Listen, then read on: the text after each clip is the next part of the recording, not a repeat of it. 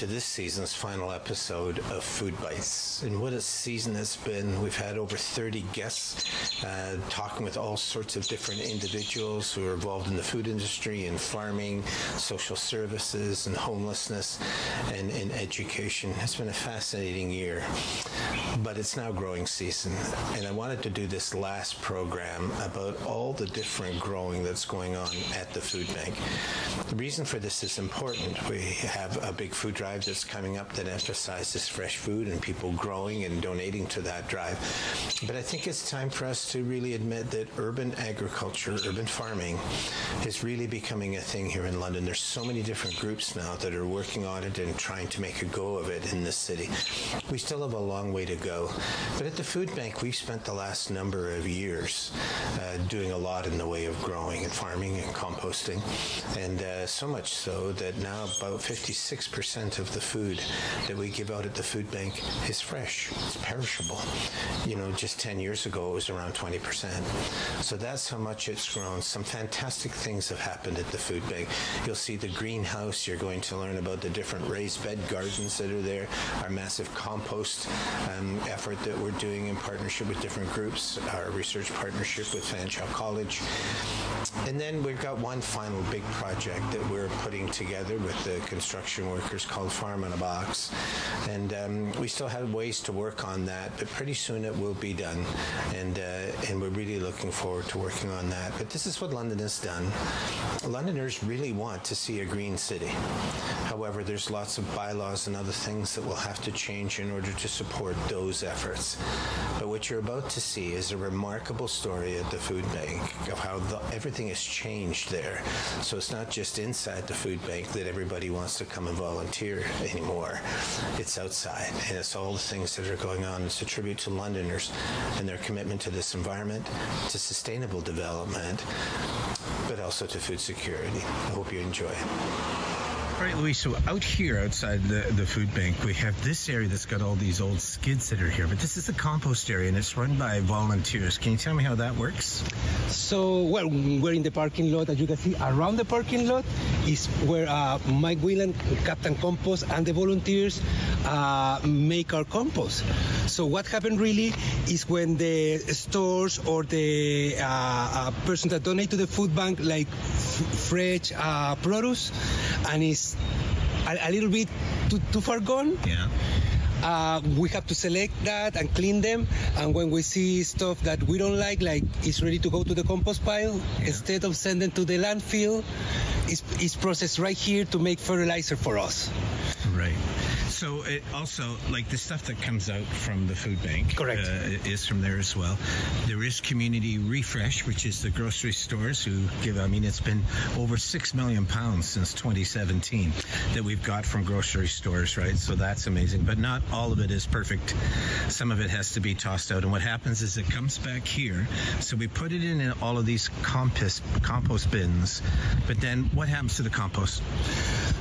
So after it's done, it's going to our gardens. Like Team Tomato use the compost. I use the compost. Yeah. All of the gardens here outside use the compost. Or Tree Garden use the compost. Yeah. So I saw last season, I saw at least 14 of these crates going. Yeah. So that means like one of those crates can process a ton of compost, really. Yeah. So Mike Whelan did like 14 tons of compost with his teams of helpers, and it's pretty much he's alone doing the day by day because he do it day by day.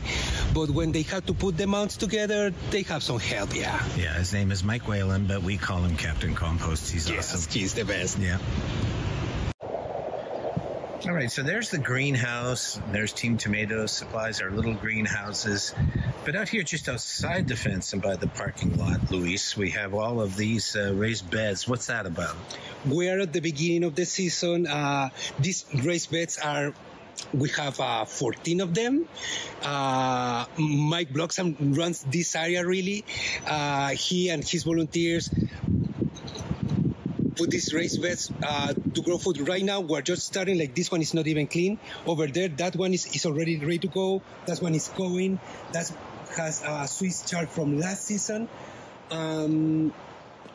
you just subscribe to the food bank and ask for if one of these plots are available, and you can grow it.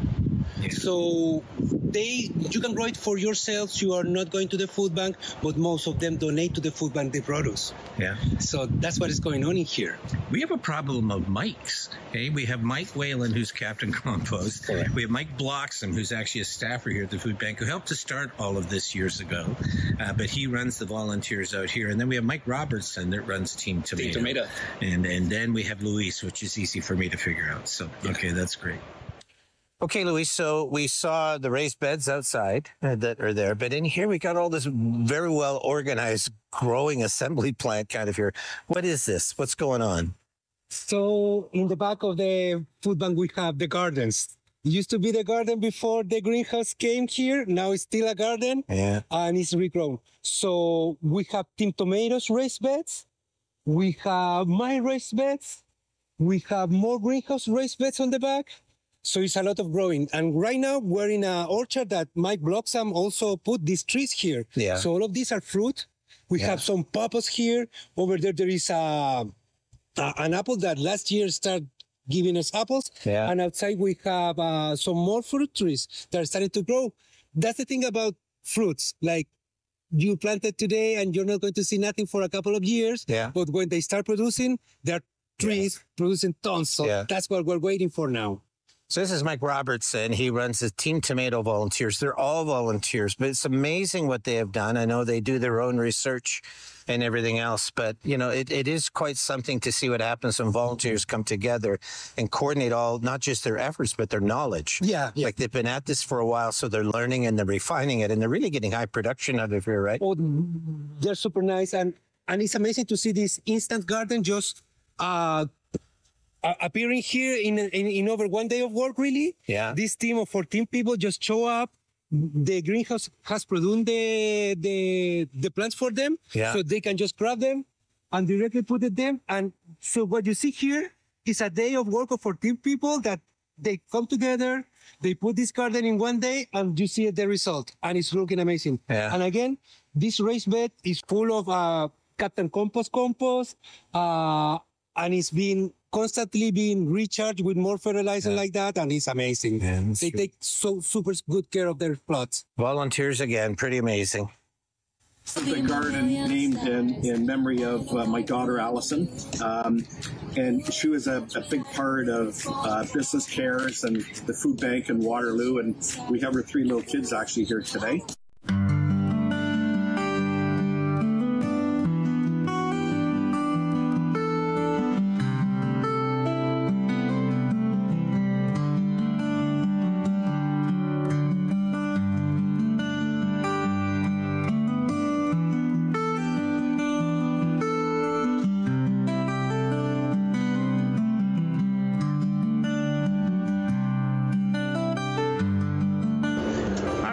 Now, these 2 greenhouses are the ones that we gave away to the community. We gave away a bunch of them during the pandemic to just keep urban agriculture going. But you took 2 of those and you set them up here. What are you growing in here? So these little greenhouses, they are not heated, so they are really for extended the season.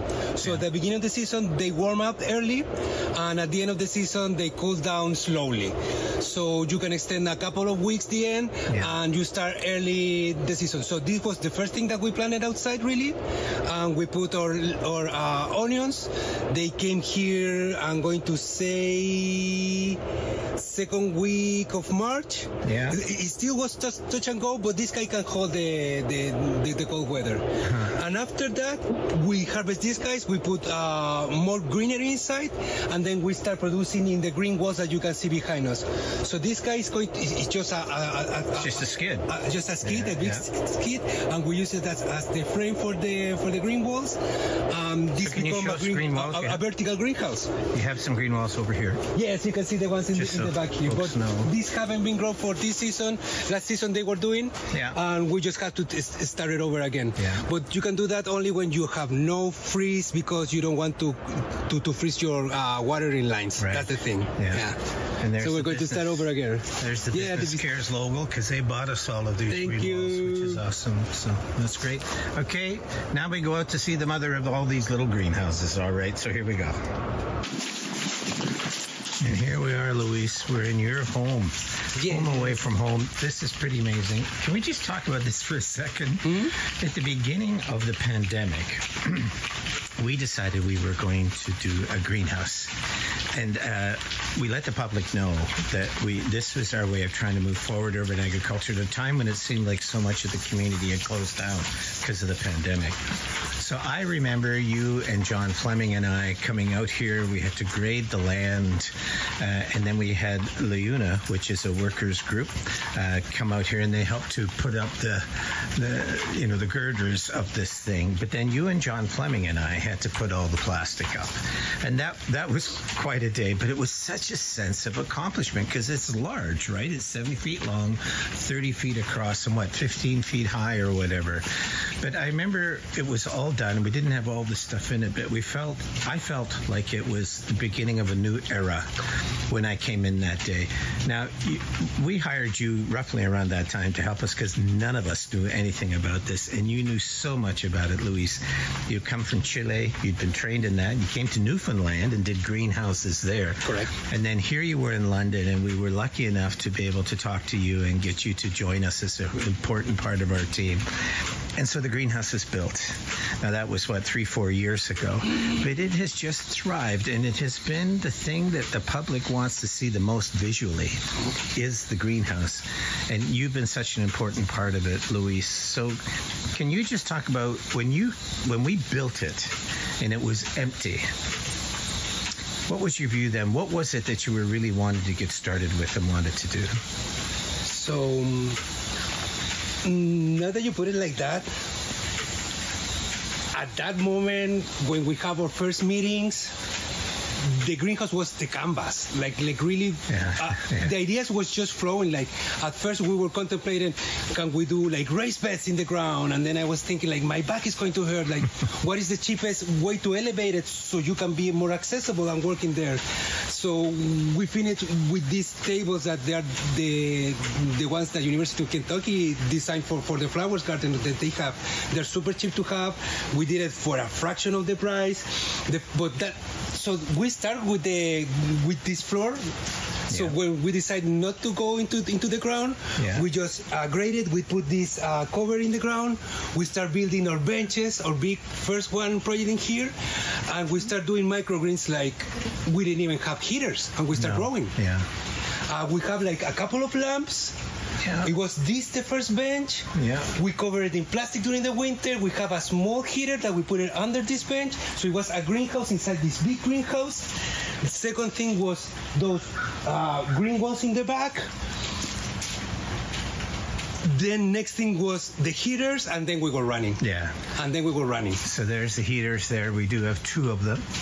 Which is important. You know what's so interesting about this is that we wanted to do geothermal, which means you put pipes into the ground to bring the heat off the ground. But we couldn't because we discovered that this used to be a garbage dump. Years ago for the Glen area, right? And so they even got vent pipes and everything like that about it. So as a result, because it was a garbage dump, we weren't allowed to dig down. Don't dig in those. We had to take from the surface and build up. And, so in many senses, that looked like a limitation. But it wasn't. You've turned this into a Garden of Eden, right? Because everything is from the ground level up. All the raised beds, the stuff Team Tomato is doing what you're doing in here. So you've really taken an area that looked like it had a huge flaw or a limitation, and you just blew right past that, working with nature to be able to provide this. Can I ask you about volunteers? You do have volunteers helping you with this, right? So what you see here pretty much, let's not count like a few plants, but all of them are being planted, transplanted. and harvest by the volunteers. Yeah. So what I'm doing here, like, you don't do nothing. No, I do all of the rest. So the sanitation, the taking care of the cleaning of the plants, like, and to organize a day of work for the volunteers. That's my job. Yeah. So when they come here, they have everything ready to go. Yeah. When they come here, right now, most of them, they show up, they know where the stuff are, they can take their own tasks, like if they want to start watering. Right now, I'm in a position that I can leave a list of tasks, and the volunteers just take it. And I'm free to do the other taking care, like the heating system, if everything is tuned properly, the ventilation system, if it's tuned properly, and taking care of the watering. So as the plant grows, the most water they need. And you have to be careful with that. Like, you don't want to, because you spend a weekend out and all of your plants die because you didn't water, the day was so hot. Yeah. So, but this is also a bit of a community resource. For instance, you bring Team Tomatoes seedlings in here over the course of the winter. Is that correct? Because they obviously can't grow inside. Team Tomatoes do their own plants in the winter in here. So from seed, they grow in a little seedling, then they put it in this container, and then from this container go to the garden. That's right. But you allow them to get an early start on that, helping them. But you've also got Fanshawe. You cooperate with Fanshawe, and just recently they brought a truckload of different supplies. And can you tell us a bit about that partnership? So the horticultural technician program is amazing in Fanshawe. We learn from them. They visit the greenhouse, they bring the students, they check around, and since that partnership has been going, the students, the teacher told me, like, Jeff, that the students are being asking more and more to participate, not so much in growing the beautiful flowers that they have in campus in Fanshawe. If you go to Fanshawe, you will see the gardens are amazing. But there are flower gardens and bed flowers and stuff. So the students are asking, like, how we can put more food into that. And they ask, like, can we grow for the food bank? So they grow microgreens for us. More than 1,000 pounds was already come to the food bank. They grow every year plants for us, so we can have an extra bumper crop. So most of these peppers are from Fanshawe. We just received it last week. And again, this is the students pushing for this change in their own program. Like, we want to grow food in the city. So they are also in tune with that. It's amazing, Luis. I remember when we built it, you and I became fast friends during that time, and it was awesome, and that has continued. But I remember thinking that this is the future. The pandemic, for as difficult as it was, kind of prompted us to have to think new and to think different. And at the same time, as the public was wanting us to provide more fresh food to people, and they were donating more fresh food to do it, it was tough for them to do that during the pandemic. So what we did was decided to give this opportunity, and the public is really invested in this, right? Like, we didn't go out and try to get government funding to make this happen. What we ended up doing was we decided that we were going to just work with the public and make this happen, and it has. And I thought then, that's the future. That's the future of urban agriculture. And now I've learned that there's a new future for urban agriculture that you have been working on. I want to go there next with your permission, but it's such an exciting thing that's about to happen. And the food bank's kind of right in the middle of it all, but, you know, it will be successful and it'll work. And if it'll work, it'll be because the public wanted it. So can we go there, Luis, and just have a look at it? I know what you're talking about. So here we are in the drive shed that's just beside the greenhouse here. And you can see this is where we store all the trucks overnight. But Luis, you're in here, and this was a walk-in cooler. Used to be. Yeah, we were thinking about putting fresh plants and things like that in it. But just, you know, a year ago, the London District Construction Workers Association approached us and said, look, it's our 125th anniversary this year. We want to make a legacy gift to the community, and we would like to do it through the food bank. And what they wanted to do is build this thing called Farm in a Box, which is so innovative. It's really 5 containers. Now, people people will have seen these containers at different things on the back of big trucks and things like that. But they want to take those and modify them and make them into a kind of urban agriculture. It's high production, high yield, right? But it was new to them. It was new to us. We had done some research on it. So you and Mike Carter, who's the head of that association, decided you were going to try to take this cooler and turn it into a lab in which you could test all that stuff. How has that gone? I think we are 90% there. Yeah. There is some connections to finish, but it's pretty much done. Yeah. So show us how it works, Luis. So this is pretty... it relies on the hydroponic system. That's the one that you don't use soil, really. Yeah. So you use a water solution with the nutrient, and you submerge the root of the plant in that water solution, takes the nutrient and feed the plant. That's in broad respect, but there is so much science behind, like the control of the temperature, the pH, the conductivity, the sanitation of the plant. So we're not going to there. We're going to learn about that in here. Yeah. We already learned about the control of the humidity in this laboratory. Yeah. And we're testing 3 different kind of growing systems. And all of that is controlled by 2 awesome computers that really removes me from the equation. So they are monitoring the temperature, humidity, concentration of fertilizer in the water. Another aspect, CO2 concentration, flux, inflow of light. All of that you can control. Really, these controllers can do it. Yeah. And this is also in partnership. The LDCA has the resources to find the better off-the-shelf products. Yeah. And with the support of the Ontario Grower Supplies with Tom Page, they also partnered with them. And that's how we get this technology. This is top of the line.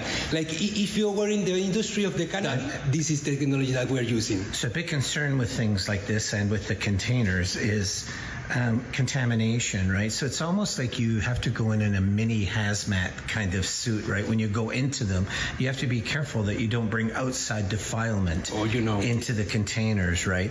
So, I mean, it's a lot more rigor and discipline to grow to here, but the yields are absolutely fantastic. Can you take us inside and just show us what it's like?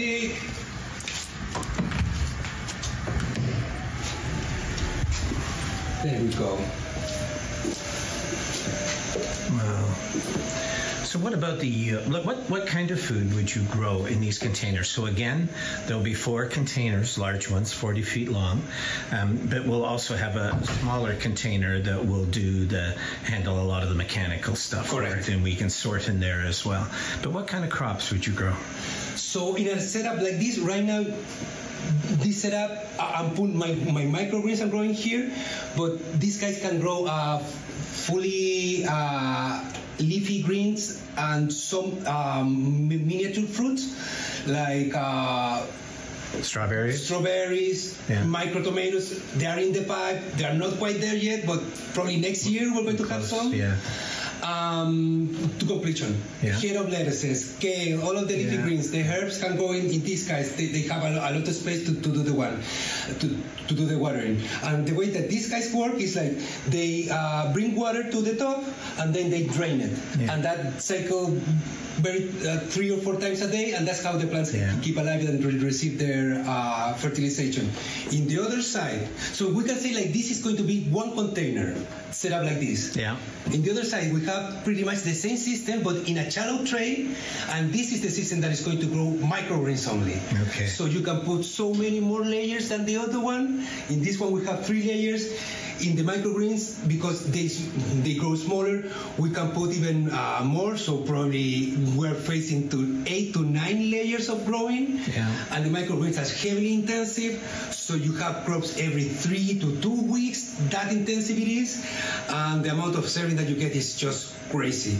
In the bottom layer, this is a layer that you use as a nursery. So this is a growing mat that it hits the soil. You have better germination, and since for the sprouting you just need a small plot really, this is the nursery. So you have all of your containers here with a cover, with humidity control, with temperature in the bottom, and that's what populates the whole chippy containers. And that area since a tray of 2x4 can hold like from 200 to 72 blocks, in a small area under your benches, you can grow for the gold greenhouse. Yeah.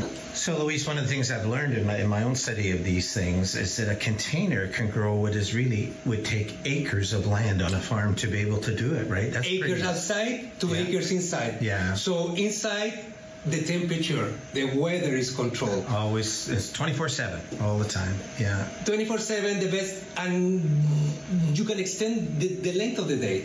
So instead of having a normal day of 12 hours in the middle of the season, a little bit more, we can run this kind of setup the whole year at 16 hours of light, 6 hours of growing the plants. Yeah. So it's always the best days of summer for them. Yeah. And then when you have let's say basil that you want to grow, you can tune the whole thing to that. So it's even more productive. So you don't have, you are living in the best day of the year, every day of the year.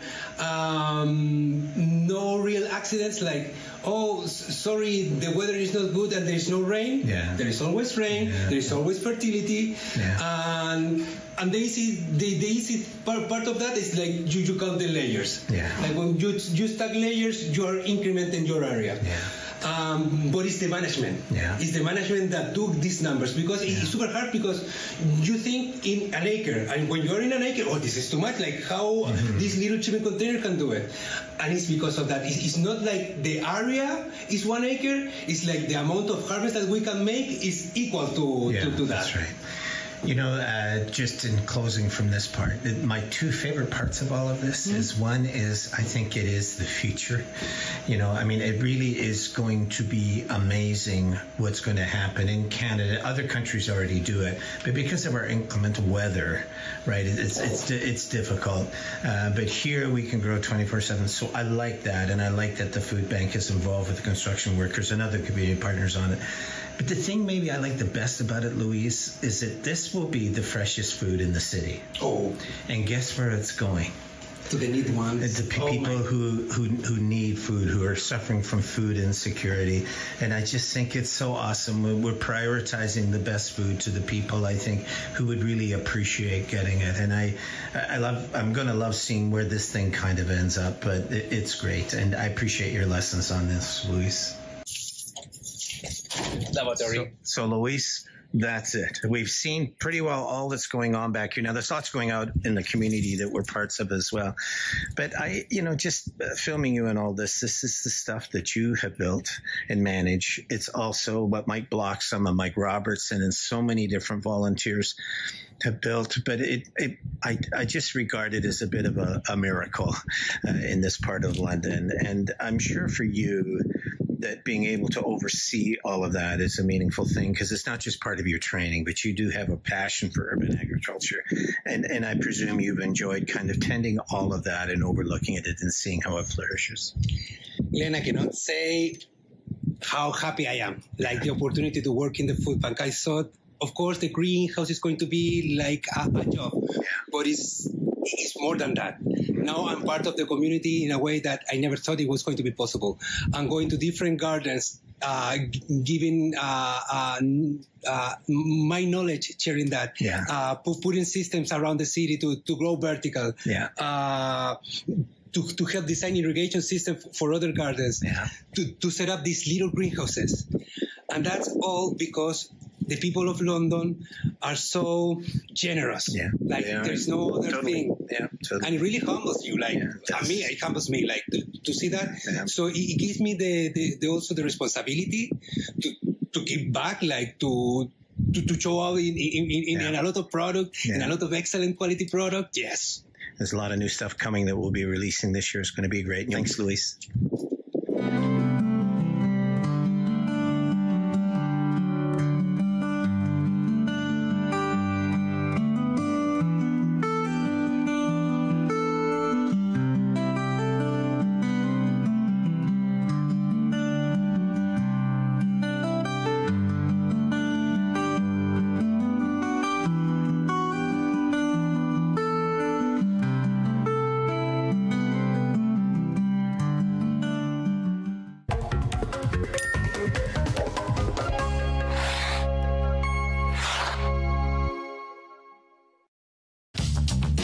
This program is brought to you by Ignite TV. Now you're in command.